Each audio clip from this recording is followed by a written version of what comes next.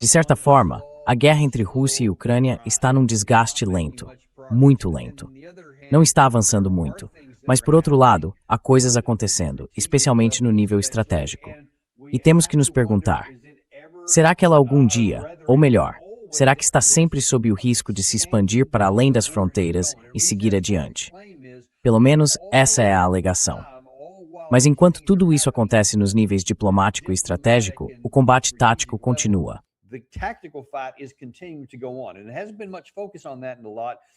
E ultimamente, não tem havido muito foco nisso. E eu quero voltar a esse assunto hoje. E hoje temos novamente conosco Stanislav Karpivnik, ex-oficial do Exército dos Estados Unidos, que atualmente mora na Rússia e que pelo menos nos últimos meses esteve no front. Ele acabou de voltar do que parecia ser umas férias em família, que acabaram virando, de certa forma, uma ida ao front. Então, Stas, antes de tudo, bem-vindo de volta ao programa. Mas em segundo lugar, conte um pouco para nós como são as férias em família na Rússia hoje em dia.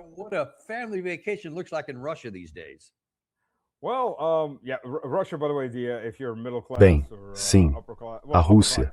Aliás, se você é de classe média ou alta, bem, a classe alta sempre pode bancar umas férias. A classe média também pode bancar umas férias. Então é isso. Nós fomos para o Krai de Krasnodar, que é a província mais ao sudoeste antes de chegar à ponte da Crimeia. Na verdade, a outra ponta da ponte da Crimeia fica nessa província. E estávamos em Anapa, que é uma cidade turística. E eles tomaram todos esses vilarejos anexados, seguindo até a Crimeia, até a ponte. Então estávamos hospedados na praia ali. Ficamos a cerca de 100 quilômetros a sudeste da ponte. E também passamos algumas noites.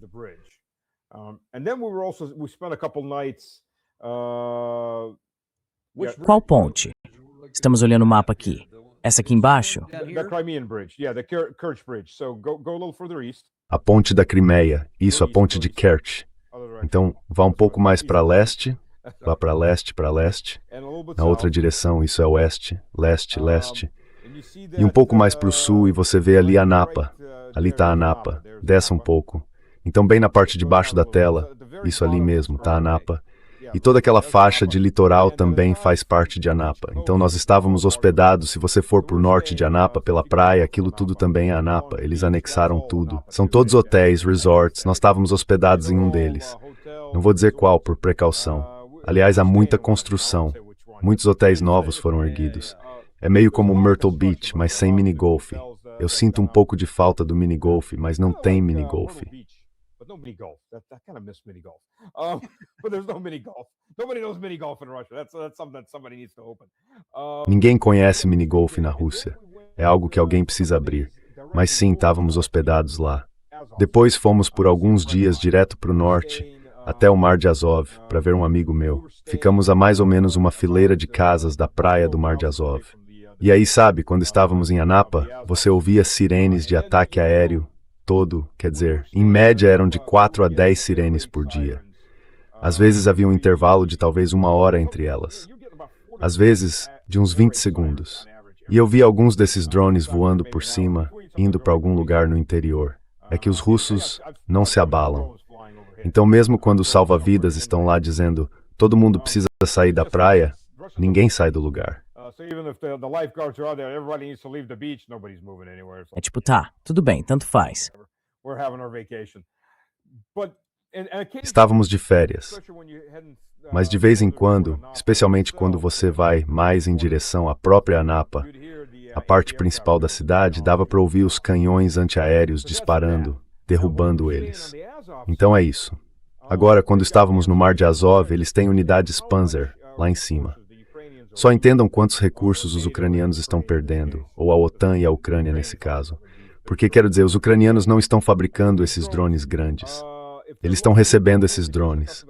E alguns desses drones, quando vão só ali pela região, não são tão grandes. Devem ter uns 2 metros de comprimento. Os que vão mais longe, bem para dentro, chegam a ter até 4 metros. Basicamente são como um pequeno Cessna, um Cessna no piloto automático, cheio de combustível e com uma ogiva em cima. E a noite inteira, lá na região do Mar de Azov, você está dormindo, e os Panzers não usavam os foguetes. Usavam os canhões automáticos.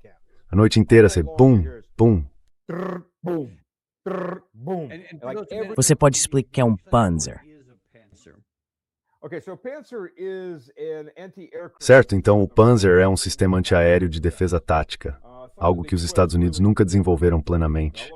Os Estados Unidos têm os Patriots, têm o Stinger para, sabe, defesa pontual, mas não tem nada que tenha desenvolvido de fato aquela área intermediária de defesa tática. Não é defesa de teatro de operações, é abaixo disso.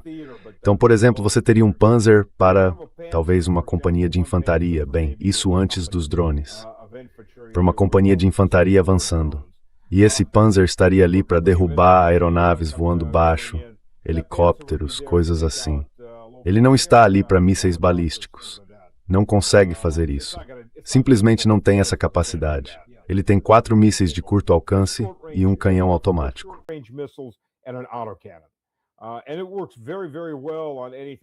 E isso funciona muito, muito bem contra qualquer coisa que esteja voando baixo, até contra algo voando rápido se chegar perto o suficiente. E drones, esses drones não são rápidos, vamos dizer assim. Eles são movidos por hélice, uma hélice. Voam talvez a cerca de 150, 200 km por hora. Não são realmente rápidos, não são foguetes, então viram alvos perfeitos. Sabe, eu tive um desses explodido. Primeiro de tudo, quando eles voam baixo, especialmente os de longo alcance, eles têm um motor de 2 pistões. E eu tô lá fora ouvindo um deles se aproximar e parece que tá bem em cima da minha cabeça. O som é assim. Desculpem os ouvidos de vocês, posso acabar machucando alguém. E eu fico lá pensando, onde diabos está isso? Aí vem o estrondo e eu olho para lá. Está tipo a meio quilômetro de distância de mim. São 500 metros.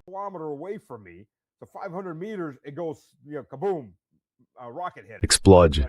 Um foguete atingiu aquilo. Tipo, caramba. E por uns 2 minutos parecia que estava bem em cima da minha cabeça, como se alguém tivesse com um cortador de grama circulando sobre a minha cabeça. É esse o barulho dessas coisas, desses pequenos motores de 2 tempos.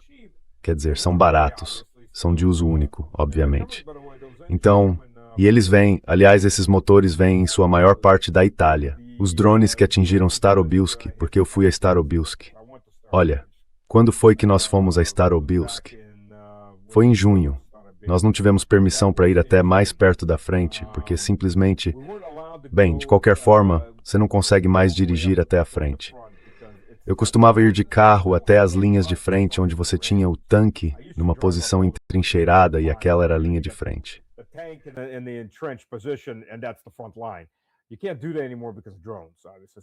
Você não pode mais fazer isso por causa dos drones, obviamente.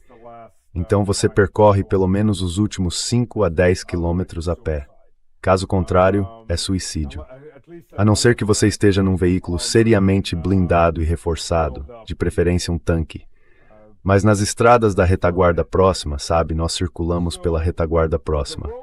Agora você também não pode fazer isso, porque há esses drones voluntários. E por que esses drones voluntários são projetados? Quero dizer, para mim, pessoalmente, a Palantir é uma organização terrorista. Thiel é um terrorista. Porque o que não é divulgado no Ocidente sobre o que os drones dele fazem é que o alvo principal deles é algo que parece militar.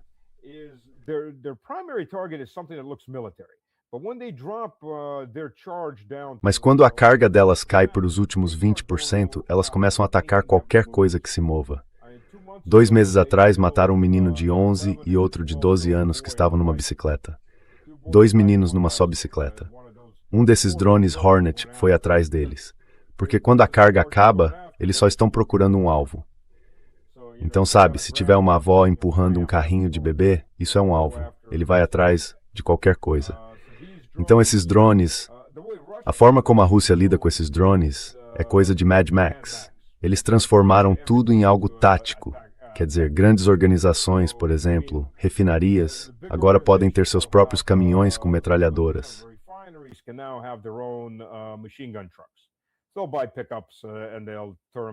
Eles compram picapes e as transformam em verdadeiras technicals. Mas mais perto da linha de frente, como as picapes não são tão abundantes, eles pegaram muitos carros hatch, retiraram a tampa traseira e instalaram ali um suporte com uma metralhadora leve, calibre 7.62. Eles patrulham as estradas e escoltam caminhões. Há um carro armado para cada caminhão militar. Os civis não têm isso, obviamente, porque não há o bastante para todos. Mas esses veículos são muito eficientes para derrubar aqueles drones da Palantir, porque eles não são tão rápidos.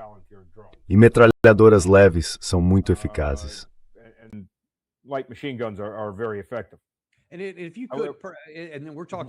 E se puder, estamos falando do nível tático neste momento. Daqui a pouco vou ampliar essa questão, no nível do contato direto, naquela espécie de linha de frente, quando esses drones se aproximam. E talvez isso seja uma definição estreita demais. Eu entendo a chamada zona cinzenta, que é a distância, em ambas as direções, a partir da linha literal de contato, onde é realmente difícil operar. Disseram-me que ela se expandiu bastante em relação ao que era até mesmo há um ano dos dois lados por causa da enorme quantidade de drones. Como você caracterizaria, do lado russo, a capacidade de defesa contra drones táticos desse tipo?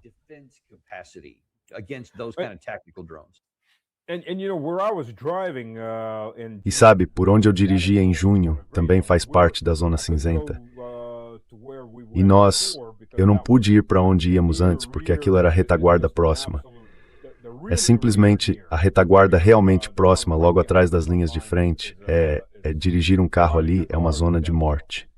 Em estradas por onde passei, às vezes dava para ouvir a artilharia disparando atrás de mim enquanto eu corria por essas estradas. Agora elas estão fechadas porque, em 5 dias, 6 carros civis foram atingidos. Todos os ocupantes morreram.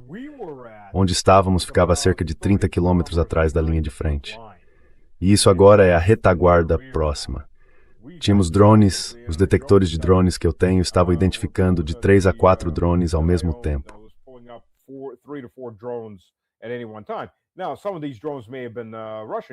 Agora, alguns desses drones podem ter sido drones russos.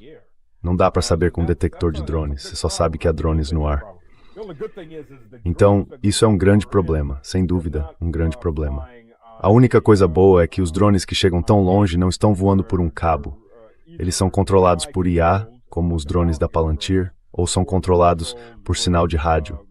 Nesse caso, podem ser bloqueados. Mas, de novo, em um território grande o bastante, é bem difícil fazer isso. Então, mais uma vez, a Rússia está lidando com isso, usando esses caminhões com metralhadoras e instalando suportes para metralhadoras por toda parte. Então, isso funciona, sabe, na rodovia. A que distância da linha de frente vocês precisam ter? E imagino que seja provavelmente a mesma coisa do lado ucraniano também. Caminhões armados, que ficam o tempo todo tentando defender o espaço aéreo em volta de todo mundo. Certo? Bem, são 50 quilômetros. Para os drones pesados que são enviados, seriam 1.000 quilômetros. E eles também usam caminhões armados para isso. Mas para esses drones médios e pequenos, a 30 ou 40 quilômetros da frente de batalha, você deveria ter caminhões armados. Quer dizer, essa é a realidade. Uau! Especialmente esses drones automatizados. Agora, a Palantir enviou muitos drones para cortar a rodovia Rostov-Mariupol, ou interestadual, seja lá como você queira chamar. Eles foram atrás, antes de tudo, de caminhões militares. Mas como não há tantos caminhões militares, começaram a ir atrás de caminhões civis. Isso sobe.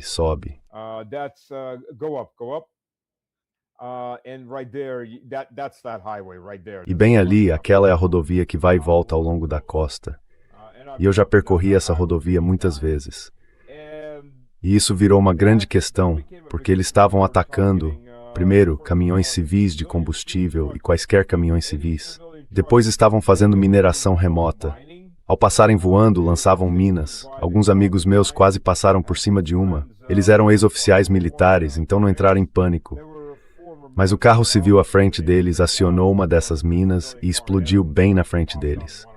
E você simplesmente continua seguindo, porque há drones na área. Você não para. Depois eles voltam e, enfim, os serviços de emergência.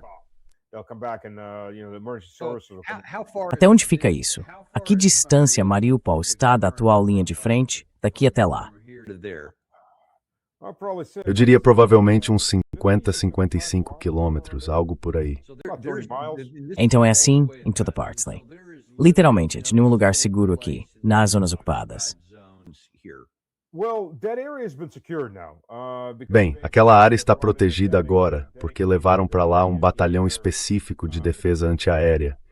E eles derrubaram, na última contagem, cerca de 1.400 drones. Há muitos vídeos mostrando eles abatendo os drones. Na verdade, os drones não são tão difíceis de derrubar. Eles são relativamente lentos. Até esses drones Hornet são relativamente lentos. Os Hornets são bem mais silenciosos do que esses outros drones, mas ainda fazem algum ruído. E uma metralhadora leve é muito eficaz contra eles. Mas, de novo, é preciso fazer o desdobramento. E redes também funcionam contra eles. O problema é que se houver um buraco na rede, eles vão encontrar um jeito de passar por ele.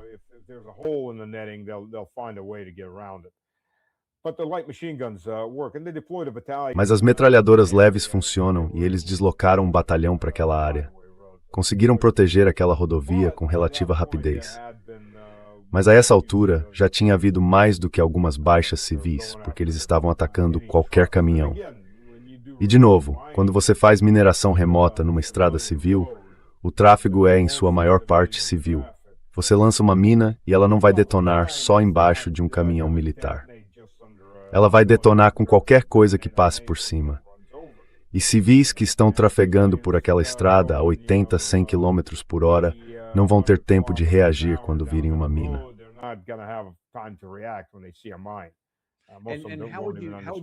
E como você caracterizaria isso, a retaguarda próxima, ou qualquer que fosse a expressão que você estava usando, nas áreas russas? Essas são as áreas onde ficam as partes anexadas do que era o leste da Ucrânia, e a região de Belgorod, ou até algumas dessas áreas aqui, em torno de Sumy, ou do outro lado de Sumy, e assim por diante.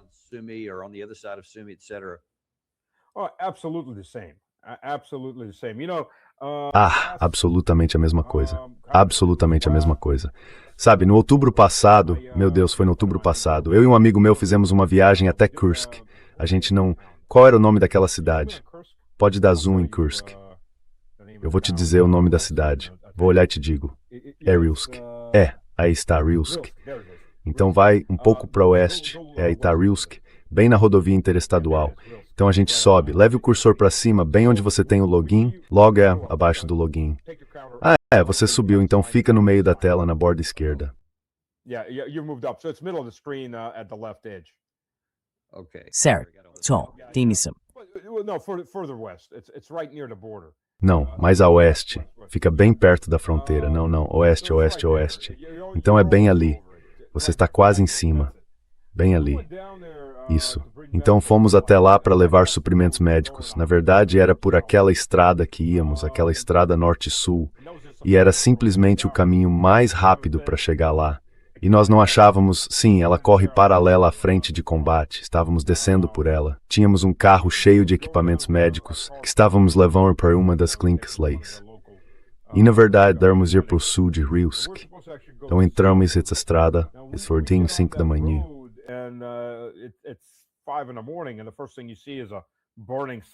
E a primeira coisa que você vê é um caminhão em chamas. O cara parou numa placa de pare para fazer uma curva e um drone acertou em cheio a cabine. Um caminhão civil pegando fogo. E depois os outros carros. Sabe, a gente estava descendo por ali naquele grande furgão branco da Ford. Na verdade, nem era uma minivan, era uma van inteira, descendo a toda velocidade. E a pior parte é que os drones conseguem, de fato, ser mais rápidos que você. Ou o operador do drone espera até você chegar numa curva, quando você precisa reduzir a velocidade, ou vai acabar saindo da estrada. E é nessa hora que eles atacam. Então chegamos a Rilsk. Era pra gente ter ido ainda mais para o sul, mas dissemos aos nossos contatos, não. Vamos tirar as coisas de vocês em Rilsk. Descarregamos lá porque seguir para o sul naquele ponto era suicídio absoluto. Tinha drones demais no ar. Então descarregamos em Rilsk e depois seguimos para Kursk.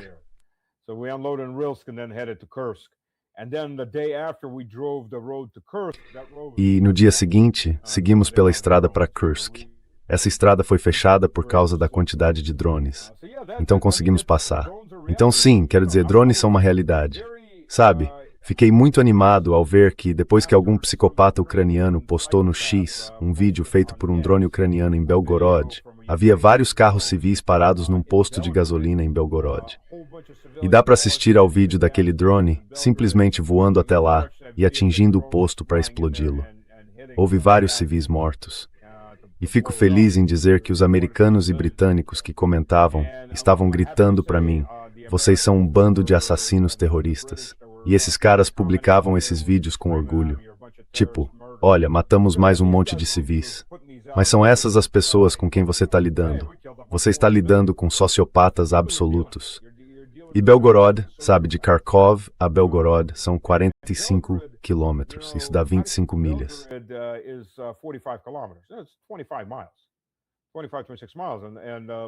25, 26 milhas. E só para manter o equilíbrio, o que você diz sobre, aparentemente, os russos estarem atingindo todo tipo de posto de gasolina do lado ucraniano dessa linha, nesta área mais abaixo e ao redor daqui? E há um motivo para isso, aliás.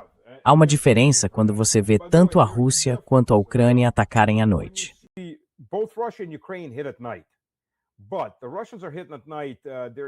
Mas os russos atacam à noite. Eles atingem depósitos, fábricas ou postos de gasolina que estão fechados, porque o objetivo não é matar civis.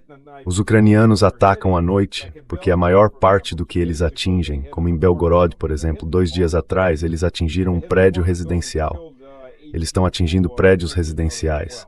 Atingiram um prédio residencial, mataram 8 pessoas e feriram outras 12. Fizeram a mesma coisa no Tartaristão. Atingiram diferentes tipos de moradia, inclusive casas unifamiliares com drones, porque esses são alvos fáceis. Os alvos governamentais e industriais agora estão mais protegidos.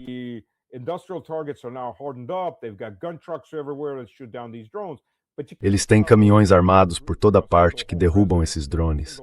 Mas não dá para proteger casas unifamiliares, não dá para proteger esses prédios residenciais de 5, 10, 15 andares. Sabe, uma amiga da minha esposa filmou um ataque de drone no prédio ao lado, em Zelenograd, que fica nos arredores de Moscou, uma espécie de ilha de Moscou, a cerca de 30 quilômetros de Moscou. E você vê esse drone. Ele não foi atingido, não sofreu interferência de guerra eletrônica.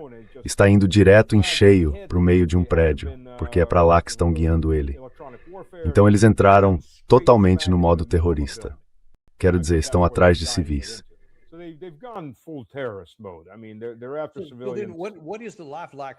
Como é a vida dos cidadãos russos que vivem a 50, 60, talvez 100 quilômetros da linha de frente?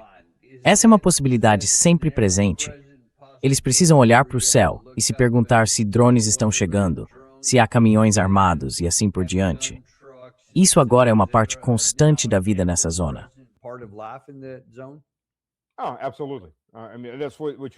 Absolutamente. Quer dizer, é exatamente com isso que você está lidando. E a propósito, o motivo pelo qual Moscou foi atrás, e isso melhorou um pouco, já vou explicar.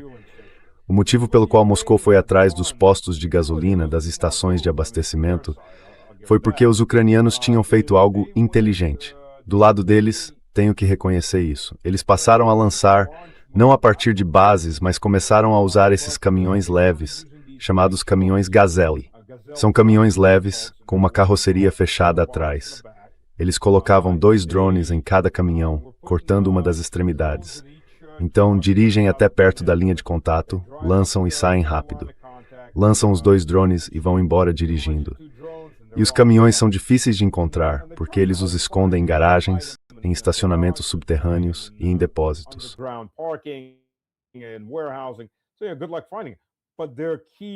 Então, boa sorte para encontrar isso. Mas a principal fraqueza deles era que abasteciam nesses postos de gasolina locais. Então a Rússia começou a destruir os postos, e isso reduziu muito os lançamentos nessas áreas.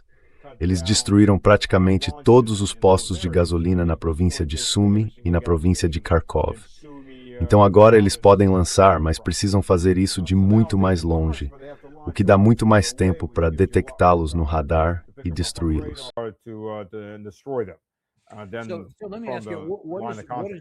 Então deixe-me perguntar, qual é o efeito de tudo isso? Porque o Gary acabou de mostrar algumas dessas cenas de Belgorod. Dava para ver as redes contra drones e assim por diante. E havia alguns buracos nelas, que você mesmo acabou de mencionar. Mas é assim que a vida é agora. E até que ponto a população russa está se cansando da guerra?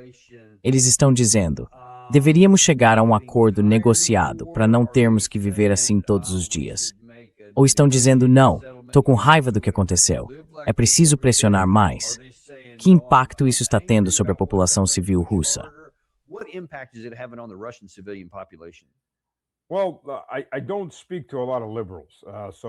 Bom, eu não falo com muitos liberais, até porque não sobraram tantos liberais assim. Muitos fugiram quando houve a mobilização, então não posso dizer o que eles dizem. Bom, tenho alguns parentes que são liberais, então sei o que eles dizem.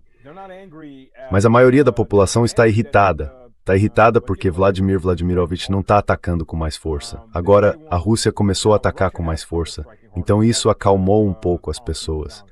Mas a população, sim, quer negociar a paz. Quer uma rendição incondicional do lado ucraniano. Toda vez que acontecem esses ataques terroristas na praia, nessas casas, os números de recrutamento disparam. É assim que funciona.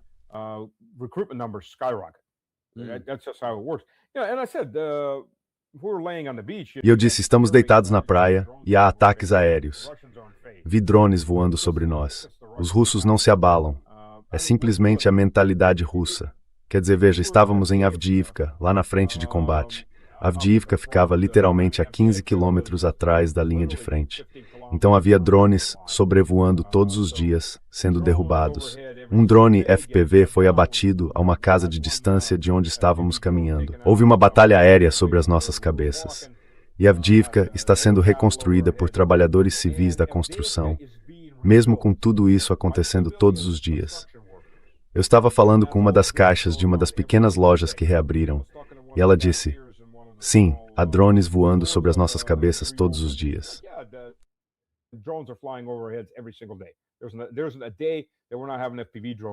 Não há um dia em que não tenhamos drones FPV voando por cima. Alguém é atingido. E os trabalhadores civis, não estão lá sob a mira de uma arma. Eles estão lá como voluntários. Quer dizer, eles são bem pagos, e eu não vou negar isso, recebem adicional de periculosidade.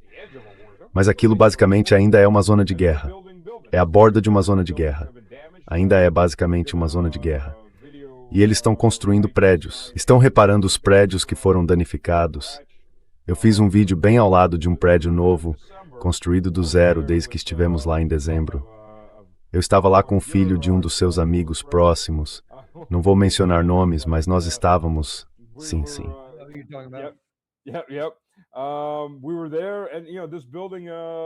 Nós estivemos lá. E esse prédio, em agosto, disseram que era só a fundação. Quando voltamos lá em dezembro, já tinha 5 andares e estavam instalando as janelas. E, de novo, são civis. E isso, sim, quer dizer, o recrutamento disparou depois disso porque as pessoas querem vingança. Quer dizer, 4 crianças mortas, 4 adultos mortos, crianças construindo castelos de areia. Aquele drone não foi abatido. Algumas pessoas estão tentando dizer que aquele drone não foi. Aquilo foi assassinato premeditado. Houve um drone que foi abatido quando entrava naquela baía. Aquela é uma área de baía. Os sistemas antiaéreos disparam para fora. Eles jamais disparariam para dentro, porque há civis por toda parte.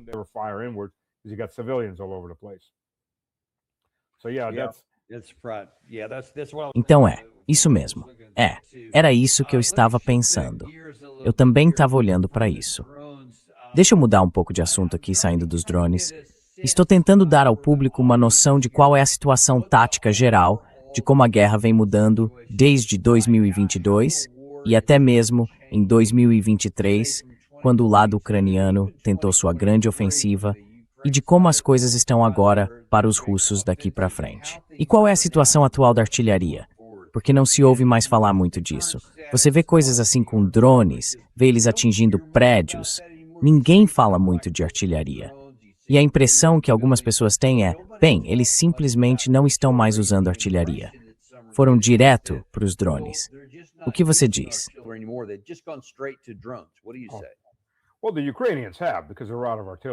Bem, os ucranianos estão, porque ficaram sem artilharia.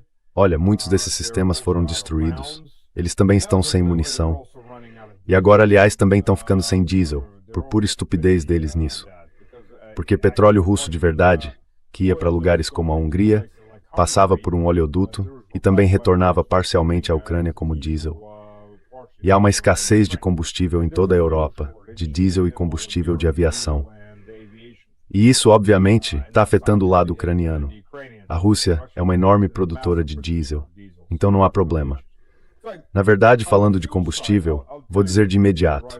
2 meses atrás, quando viajei para lá, havia áreas com problemas de combustível. Não vou dizer que era uma catástrofe. Em algumas áreas, era difícil conseguir combustível. Em Lugansk, eu consegui combustível. Levávamos 40 litros extras de combustível conosco.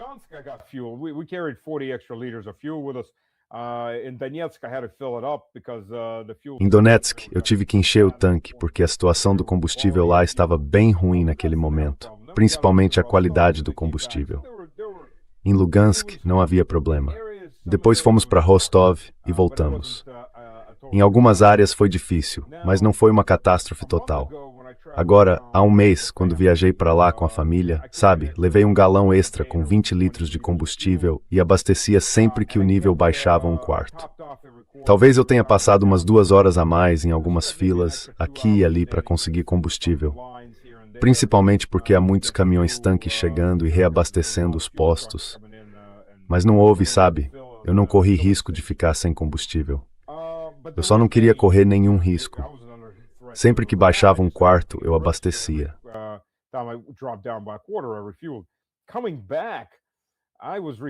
Na volta, eu estava abastecendo. Talvez restasse menos de meio tanque, não fiquei preocupado. Tem combustível por toda parte. E quando você passa de Voronezh rumo ao norte, tem combustível absolutamente por toda parte. Há postos pequenos, familiares, que não têm combustível. E, aliás, o governo russo agora está pressionando as grandes empresas por causa disso, porque as grandes estão usando essa desculpa para tentar tirar os pequenos do mercado. Os pequenos compram o combustível deles. Obviamente, não têm suas próprias refinarias. Eles compram das grandes empresas, das grandes produtoras que fabricam combustível para seus próprios postos e depois vendem o excedente para os pequenos postos familiares e as pequenas redes. E elas têm usado isso como desculpa para tentar expulsar a concorrência. Então agora o governo está pressionando essas empresas, obrigando-as a começar a vender para as pequenas redes e os pequenos postos de combustível familiares.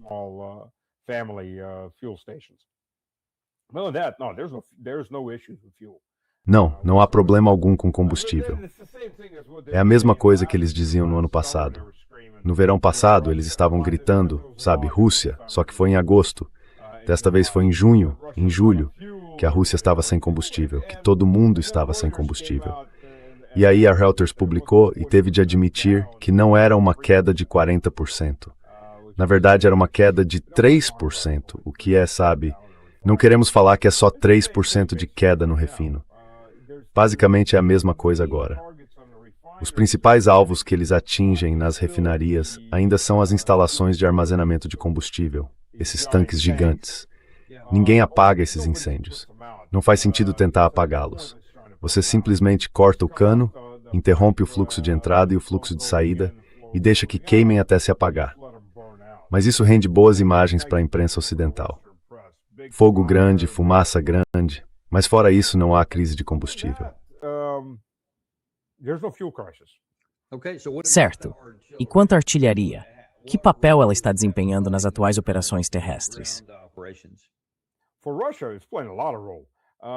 Para a Rússia, isso tem um papel muito importante, especialmente porque a Rússia passou a usar artilharia de alcance ainda maior. Além disso, em boa parte da artilharia de 152 mm, eles agora estão acrescentando propulsão por foguete. Então você tem... Não estou falando de artilharia de foguetes como sistemas de lançamento múltiplo de foguetes, mas, na parte traseira desse projétil de artilharia, há um impulsionador, um propulsor de foguete. Quando o projétil é disparado, ele é acionado. A queima é curta, mas dá ao projétil mais 5, 10 ou 15 quilômetros de alcance. E a Rússia? A Ucrânia está sem homens. Quer dizer, vamos dizer as coisas como elas são. Então eles estão tentando criar essas barreiras de drones, e em certa medida elas são eficazes em algumas áreas.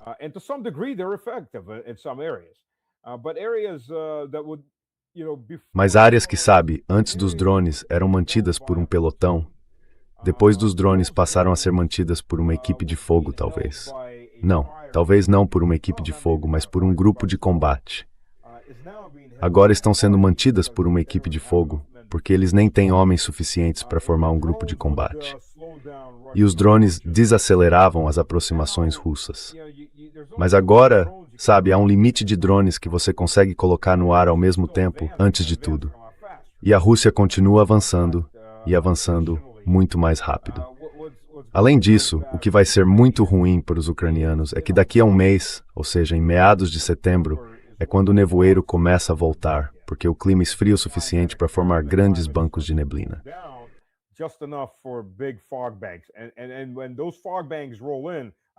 E quando aqueles bancos de neblina chegam, quer dizer, literalmente, é um banco de neblina avançando. Drones não voam em bancos de neblina. E, aliás, a infantaria russa adora essa neblina. Drones também não voam na chuva. Mas com um banco de neblina, sabe, o solo ainda está firme e você consegue avançar até bem perto das posições ucranianas. E quando eles percebem que você está ali, você já está em cima deles. Então isso vai começar a acontecer de novo em setembro, de meados para o fim de setembro. Depois as chuvas vão começar. E para os ucranianos, especialmente os que estão na área de Drushkivka, Kramatorsk e Sloviansk, naquela aglomeração urbana, eles estão no fim da linha.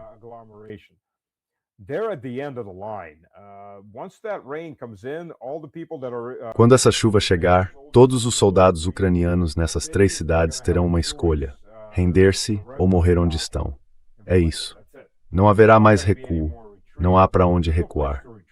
Sabe, uma das razões pelas quais essa guerra está demorando tanto não é só porque eles fortificaram de norte a sul, eles também fortificaram em profundidade. Então, toda vez que a Rússia tomava uma dessas aldeias ou uma dessas cidades menores, os ucranianos recuavam 4, 5, 6 quilômetros até a próxima cidade, até o próximo centro urbano. Aquilo já estava fortificado, e então tudo começava de novo.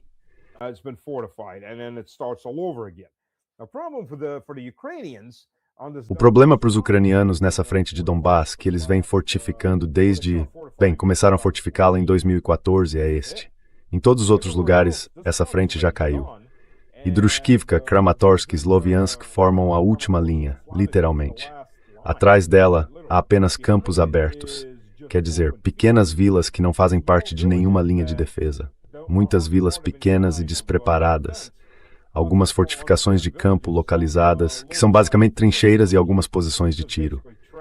Mas eles só têm homens suficientes para guarnecê-las. E há muitos campos abertos, é isso. Não resta nada. Praticamente um caminho direto para o oeste, em direção ao Dnepr, e para noroeste, em direção a Kharkov.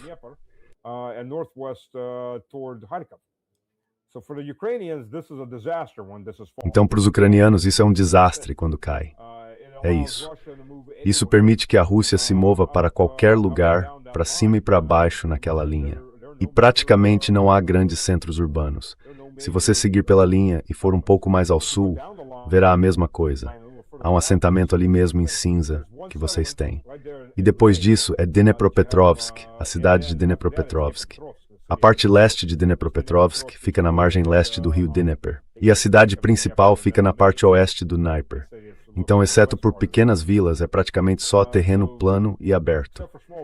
Terreno plano e aberto onde a Rússia tem domínio aéreo, domínio da artilharia e domínio dos drones.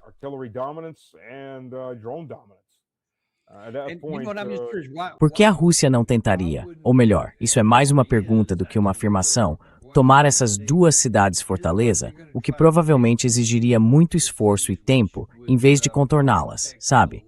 Talvez avançando pelo norte ou pelo sul, flanqueando-as e simplesmente chegando por trás. Isso é algo que os russos consideram? Parece que é um grande risco. Bem, eles estão fazendo isso. Estão fazendo isso. Aproxime a imagem ali, por favor.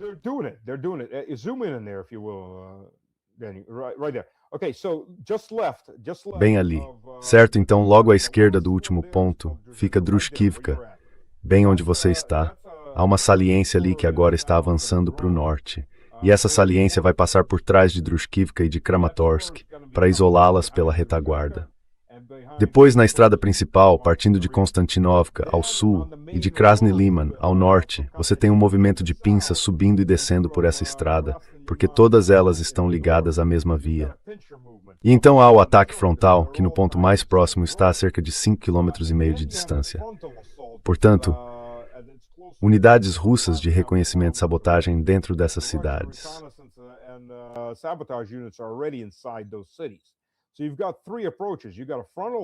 Então há 3 abordagens.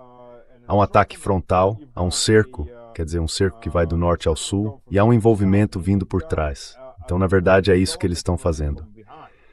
E a Rússia já tem domínio aéreo e domínio de drones sobre os campos atrás dessas cidades. Porque, aliás, Krasny Liman, que fica ao norte, logo ao norte de Sloviansk, está em terreno elevado. Veja, Sloviansk fica a 10 quilômetros, 6 milhas de Krasny Liman. E Krasny Liman é Storbelizvelwer, então deve ser o Sloviansk lá embaixo. Basicamente, ela está disposta aberto.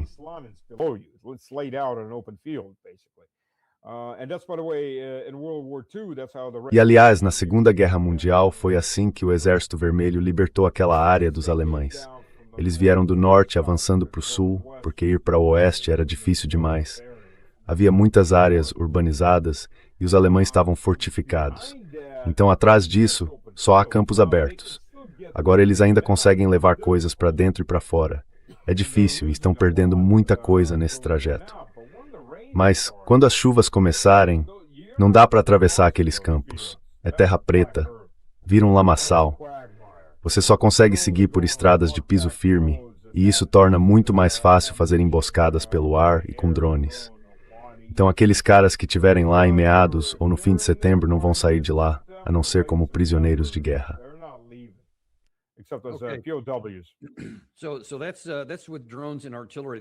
Então, isso acontece com drones e artilharia. Esses são os papéis que eles desempenham ali, além dos soldados de infantaria, é claro, que entram na área.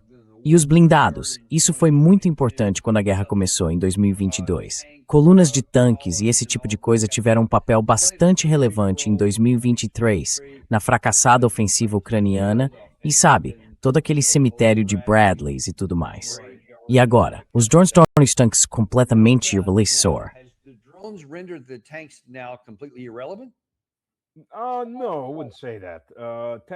Não, eu não diria isso. Tanques ainda são usados. Eles têm 2 funções. Primeiro, há esses tanques super blindados que são, sabe, como um porco-espinho, ou qual é a palavra que estou tentando achar. O pequeno animal com espinhos apontando para todos os lados. Consigo pensar na palavra em russo para isso.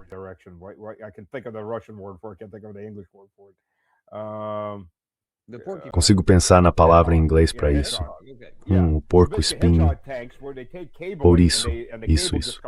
Então, basicamente, tanques ouriço, em que eles pegam cabos e os cabos saem do tanque em todas as direções, prendendo os drones. Ou você tem aqueles tanques em caixa, como é que se chamam? Tanques tartaruga.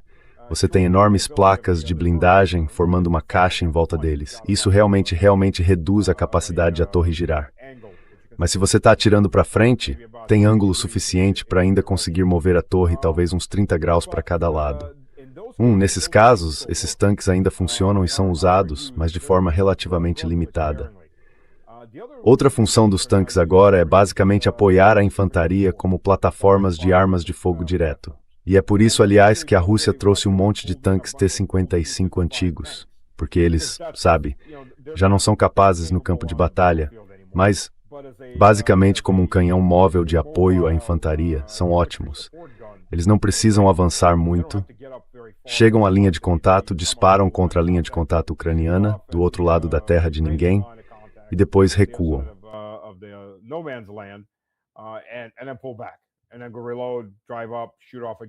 E depois recarregam, avançam, disparam de novo e recuam. Não é preciso um tanque de batalha moderno super tecnológico para isso. Tanques antigos funcionam tão bem quanto. Quer dizer, um M48 serviria perfeitamente para esse tipo de função. É uma função limitada, eles não vão avançar para a batalha em lugar nenhum. Mas, neste momento, surgiram outras questões. Pelo que me disseram, os ucranianos tiveram alguns desses tanques, e agora a Rússia também tem. Tanques, com equipamentos de guerra eletrônica de nível tão alto, que as pessoas recebem a ordem de fechar tudo só para não terem câncer no cérebro. Não sei se isso é verdade ou não, mas é isso que estão dizendo a elas. A gente não vai saber disso antes de, sei lá, daqui a 10 anos. É, exatamente. Você acorda uma manhã e tem uma quarta orelha crescendo na testa. A outra você nem percebeu. Ou um olho. Mas essas coisas têm equipamentos de guerra eletrônica tão potentes que bloqueiam praticamente tudo. Eles têm um tanque ucraniano aqui em cima, desse jeito, pelo que eu sei, e simplesmente deixam eles dispararem e depois saírem, porque ele estava bloqueando todos os drones. Imagino que não houvesse drones guiados por fio na área onde ele estava operando. E os tanques russos também apareceram com a mesma coisa. Então a corrida ainda está acontecendo. O que pode mudar tudo isso são as armas de micro-ondas. Os chineses já... Bem, eles exibiram 3 desses Wagner de desfile dele. O Utrecht está desenvolvendo e os Estados também.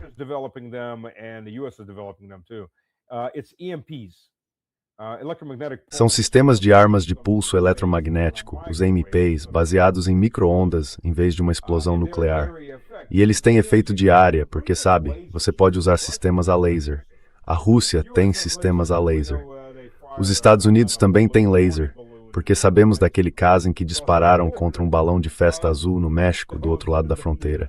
Isso saiu nas notícias. Os lasers, sabe, a 5 quilômetros levam meio segundo e derretem um desses drones. Mas o problema é que eles só conseguem atingir um alvo de cada vez. Então, se 40, 50 drones estiverem chegando em um padrão de dispersão amplo, você não vai conseguir derrubá-los. Eles vão derrubar você antes que consiga derrubar todos eles. E os sistemas a laser são caros.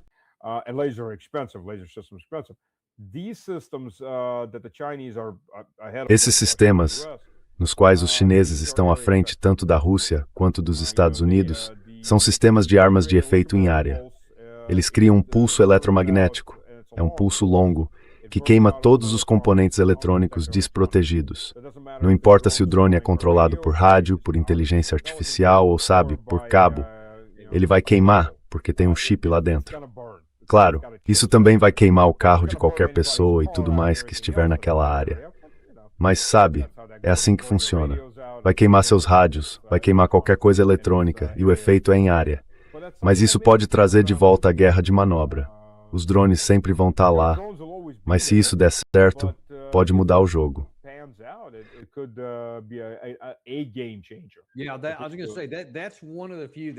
Eu ia dizer, essa é uma das poucas coisas que, se você conseguir, especialmente considerando como isso se arrastou nos últimos 3 anos, se de repente você conseguir, mesmo que seja numa faixa estreita da frente, fazer com que o inimigo perca a capacidade de manter drones no ar, aí você pode se movimentar automaticamente, certo? Sem medo disso. E isso, até que alguém descubra uma forma de neutralizar, poderia representar, pelo menos periodicamente, uma mudança no jogo. Isso pode ser decisivo quando você está tentando vencer um índice. Então, teremos que isso se desenrola.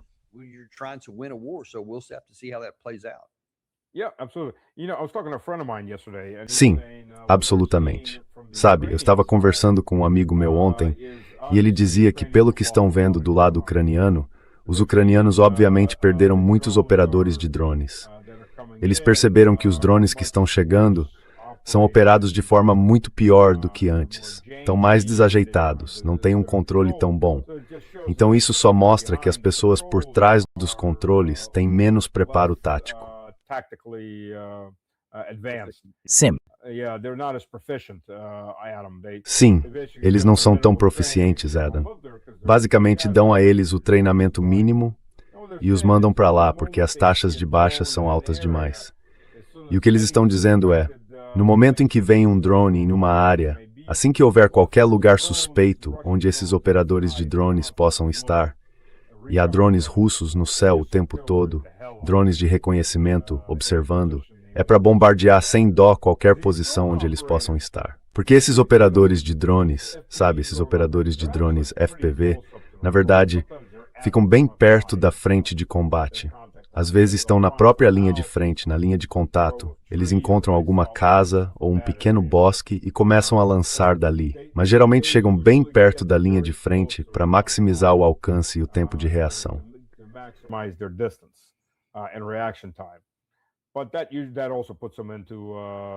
Mas isso também os coloca sob vigilância. E vigilância, neste caso, significa destruição por artilharia de foguetes ou artilharia de tubo. E por fim, qual é o nível, digamos, do lado ucraniano? A densidade de efetivo deles, quantos têm e a capacidade de fazer o mesmo. Tentar eliminar os operadores de drones russos.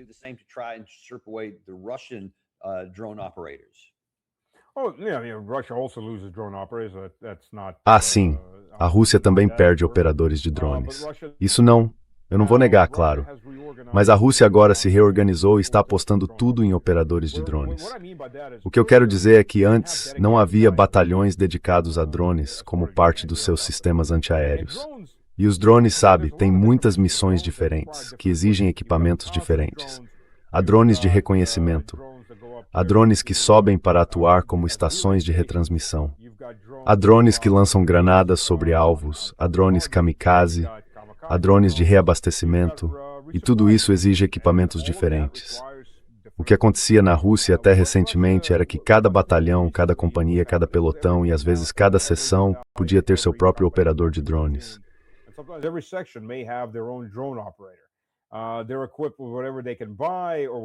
Eles têm o equipamento que conseguem comprar ou que os voluntários levam, além de parte do que os militares fornecem. Então é tudo equipamento diferente.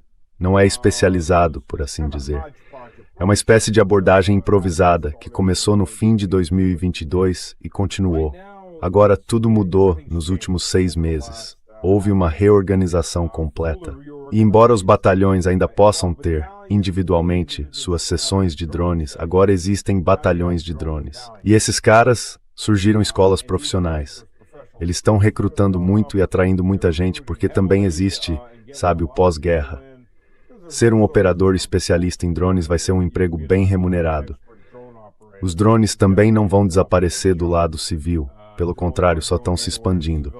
Então esses caras agora fazem parte de unidades dedicadas, que conseguem cobrir uma área grande e executar missões muito específicas.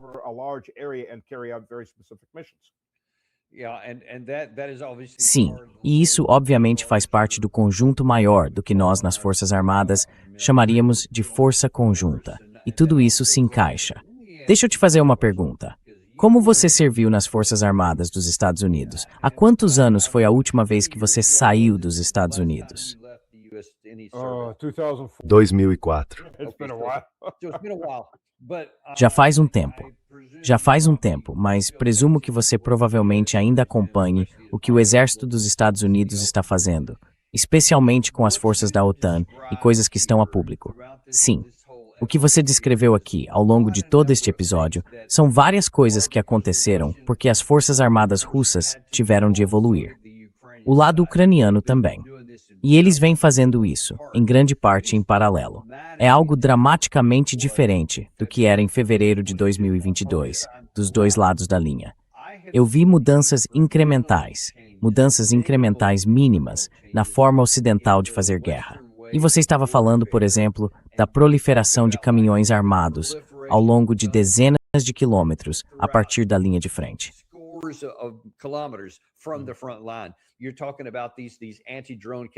Você está falando dessas capacidades antidrones.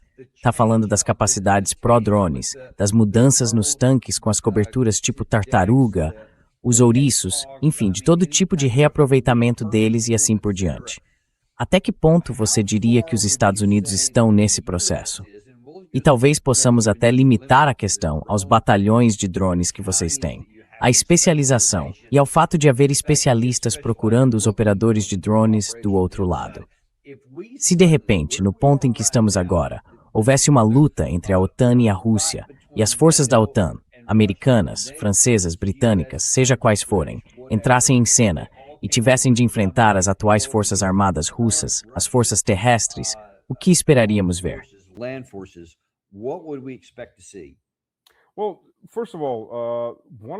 Bem, antes de tudo, uma das razões pelas quais os drones são eficazes é que a frente está se movendo, mas está se movendo de forma relativamente lenta. E uma das razões para isso é que a Rússia está minimizando as próprias baixas.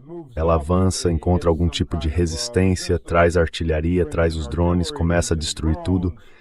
E isso faz parte dessa guerra de desgaste. Sim, antes os ucranianos vinham até você. Agora, de certa forma, você precisa ir até eles. Mas, quando você domina a artilharia, a aviação e os drones, em grande parte, pode-se dar a esse luxo. Você avança devagar. Mas, por outro lado, a Rússia também está se preparando para uma grande guerra com a Europa, porque todo mundo ouve o que os europeus dizem o tempo todo, todos os dias. Guerra, guerra, guerra.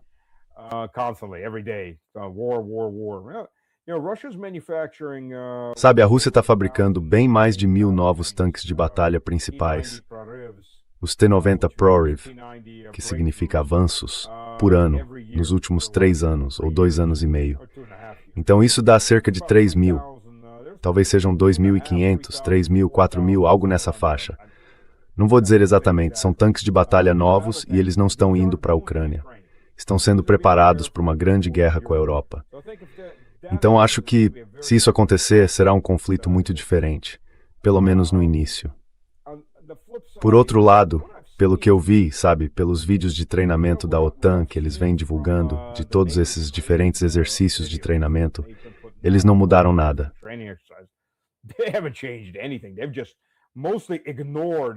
Eles simplesmente ignoraram, em grande parte, tudo o que aconteceu na frente ucraniana nos últimos 4 anos. Mas vimos isso também com os israelenses. Sabe, os drones já eram uma realidade havia 1 ano e meio quando os israelenses começaram sua ofensiva um tanto genocida para exterminar Gaza e avançar para o sul do Líbano. E o Hamas os atacava com drones, o Hezbollah os atacava com drones, especialmente o Hezbollah. Naquele momento, já eram 2 anos de guerra com drones. Mais de 2 anos de guerra com drones. E você via essas colunas de tanques Merkava israelenses entrando, sem grades de proteção, sem nada, como se estivessem apenas saindo para passear de tanque. E o Hezbollah simplesmente os destruía com drones. Então, em muitos desses exércitos, a questão é a liderança, obviamente. Número 1, é a liderança.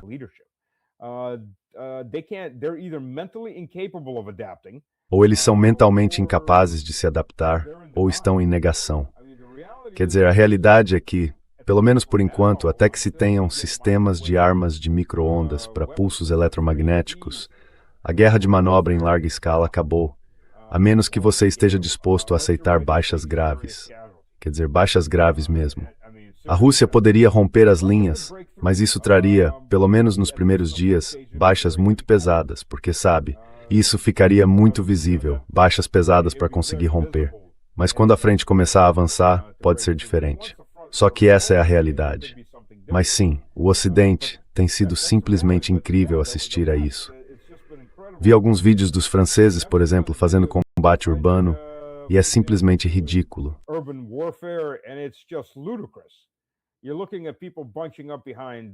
Você vê pessoas se agrupando atrás de tanques, e nesses exercícios da OTAN é a mesma coisa. A mesma coisa. É um avanço. Você tem o tanque avançando ou o veículo blindado de combate de infantaria avançando. Todo mundo vem atrás, trotando. E você só pensa, um drone, vai haver, sei lá, 5 ou 6 mortos e vários outros feridos. Porque aquele pelotão inteiro de infantaria logo atrás do tanque, basta um drone com uma ogiva de RPG entrando ali. É isso. Radapestroth e nada.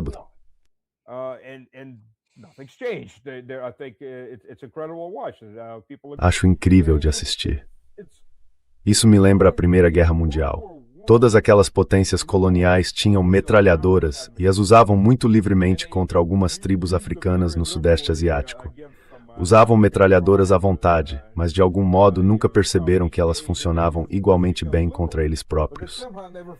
E quando avançavam contra aquelas metralhadoras, acontecia a mesma coisa que eles faziam com os lançadores de lanças que enfrentavam os exércitos europeus. E parece ser a mesma coisa. Eles se recusam a aprender, o que é uma psicose interessante.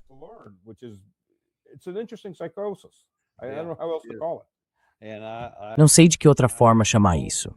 E espero que isso fique no campo intelectual e que não tenhamos que de fato presenciar isso, porque seria ruim para todos. Mas escute, eu realmente agradeço por nos dar essa visão em primeira pessoa, por assim dizer, do campo de batalha, sobre o que vem acontecendo em nível detalhado. Quase nunca recebemos mais esse tipo de informação na mídia ocidental. Então, agradecemos muito por ter participado em Pituidmat Desganol. Parcer, sempre um prazer. E nós também agradecemos. Obrigado a todos vocês por estarem com a gente. Não se esqueçam de curtir e se inscrever, se ainda não fizeram isso, e esperamos ver vocês amanhã no Daniel Davis Deep Dive. Como vocês sabem, não temos patrocinadores porque odiamos encher vocês de anúncios. Eu não gosto deles. Então retribuam um pouco esse carinho, inscrevam-se, curtam e mandem isto para alguém de quem vocês gostam. And send this to somebody you care about.